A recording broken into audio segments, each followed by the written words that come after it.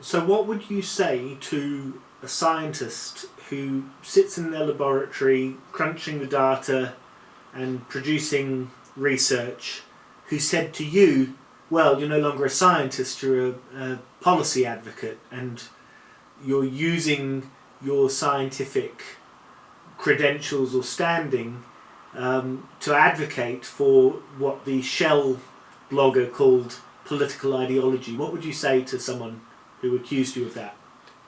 I have to say, I think, and I did say this at the event actually, I would turn that on its head. I think the scientists, particularly those of us who do work at the interface between science and translating that into a language that others can engage with, not just policymakers, but broader civil society, businesses and so forth.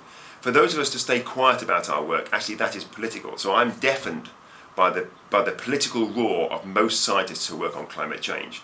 So we may think we're doing this neutrally, but we're not at all. That silence is an advocacy for the status quo. So there are no such things as scientists that are not political. Scientists by their nature have been political, whether they engage or do not engage with the wider debates. And I would argue the ones that are least political are those that engage in it.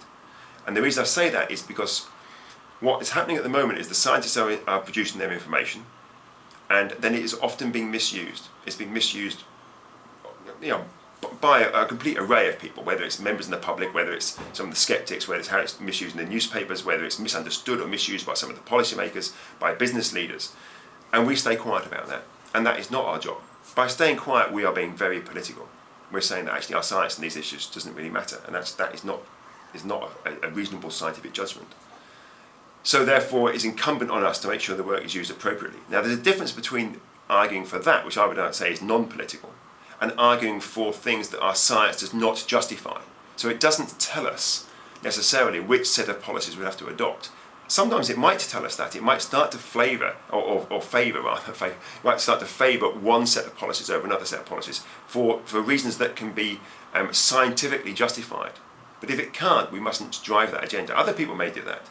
And that was clear in the conference. Some people have a wider political agenda that informs how they think that they should respond to these issues. But of course that's the case. I mean, society has responded to most of the climate change issues so far using market mechanisms, and that's because society is familiar with those. They're the sorts of currency that we've been using. Now they've fundamentally failed to get any grip on ever-rising emissions. So they've failed to deliver. Now that doesn't mean to say they would always fail to deliver, but the science that can ask questions of, empirically they've not succeeded so far, from our understanding of how these things work, can they play out and be successful in the future? And I think some of it starting to suggest that actually these are not necessarily the appropriate tools for dealing with these issues. But that's not a political judgment. That's a judgment on the analysis. Because it has political repercussions does not make it a political judgment.